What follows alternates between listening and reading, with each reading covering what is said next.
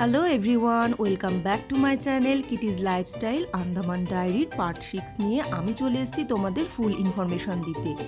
তো চলো আমার সাথে।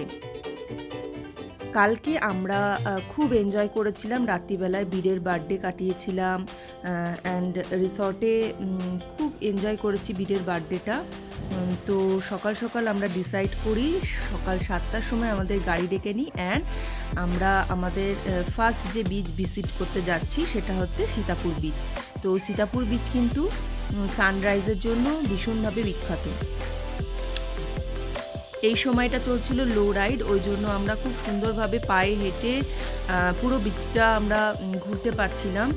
খুব সুন্দর সুন্দর শামুক, ঝিনুক, অনেক যেগুলো আমরা দোকান থেকে কিনি, অনেক সুন্দর সুন্দর পাথর এখানে ছিল, যেগুলো নিয়ে যাওয়া পসিবল হয়নি কারণ এয়ারপোর্টে এই জিনিসগুলো অ্যালাউ করে না। তো আমরা এই বিচটা পুরো দেখে অ্যান্ড খুব সুন্দর ঘুরেছি আর কি। সকালের ভিউটা জাস্ট ওয়াও ছিল। এখানে সেরকম রেস্টুরেন্ট ছিল না, জাস্ট একটা টি স্টল ছিল। তো দেখো কতটা ক্রিস্টাল ক্লিয়ার। এখানে অনেক ক্র্যাবস ছিল, গ্রিন কালারের, রেড কালারের, ছোট ছোট। তো খুব সুন্দর ছিল ব্যাপারটা। সকালে সকালে এখানে 1 ঘন্টা টাইম আমরা কাটিয়ে আমরা চলে গেছিলাম আমাদের রিসর্টে ফেরত। তো রিসর্টে গিয়ে ওখানেই জাস্ট রিসর্টটা আমাদের ছিল লক্ষ্মণপুর বিচের কাছে। তো আমরা পায়ে হেঁটেই চলে এসেছিলাম লক্ষ্মণপুর বিচে, কারণ আমাদের ক্রুজ আজকে টাইমিং ছিল বিকালবেলায়। তো আমরা আজকে যেটুকু পারবো কভার করার চেষ্টা করছিলাম। আজকে আমাদের নেল থেকে পোর্ট ব্লেয়ারে ফেরার কথা।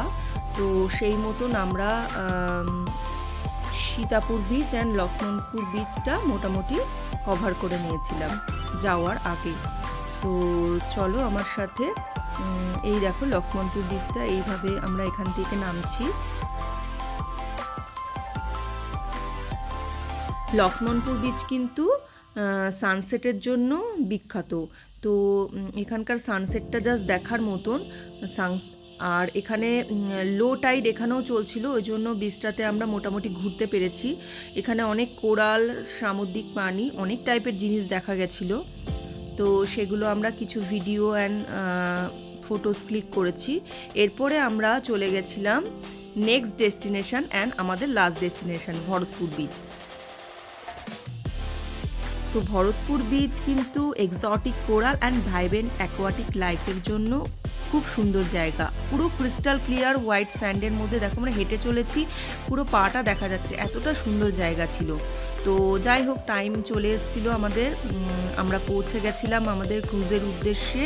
এই যে আমাদের নটিকা এখন ঢুকছে। তো এবার আমরা ক্রুজে উঠে পড়েছি অ্যান্ড চলেছি আমাদের নেল ছেড়ে পোর্ট ব্লেয়ারের পথে। খুব সুন্দর সুন্দর মেমোরিজ এখান থেকে ক্যাপচার করে নিয়ে যাচ্ছি।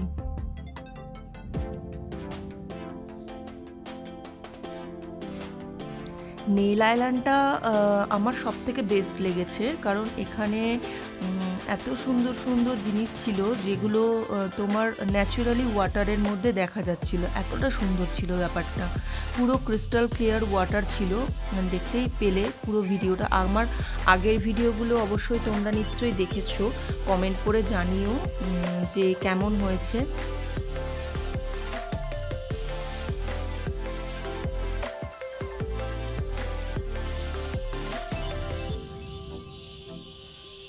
ক্রুজের ভেতরে আমরা বেশ ভালোই মজা করছিলাম। বাড়ি ফেরার পথে আমরা প্রায় চলে এসেছি, কারণ আমাদের আর ট্রিপের আর 2 দিন বাকি ছিল। তো আমরা পোর্ট ব্লেয়ারে যাব অ্যান্ড এরপরে আমাদের কিছু সিন দেখার বাকি অ্যান্ড তারপরে আমরা বাড়ি ফিরে যাব। তো এখানে খিদে পেয়েছিল বীরে। তো মোটামুটি আমাদের গন্তব্যস্থলে পৌঁছে গেছি। ইভিনিং টাইম হয়ে গেছিলো যেতে যেতে। এখানে আর একটা জাহাজ একটা ছিল, তো আমি এখানে কিছুটা কভার করেছি। খুব সুন্দর লাগছিল রাত্রিবেলায় দেখতে এটা।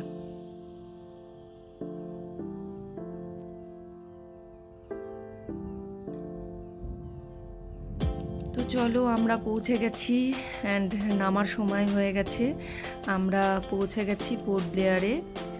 তো এর পরের ডেস্টিনেশন, এর পরের জায়গা দেখতে অবশ্যই আমার চ্যানেলটা সাবস্ক্রাইব করো অ্যান্ড বেল আইকনে ক্লিক করো।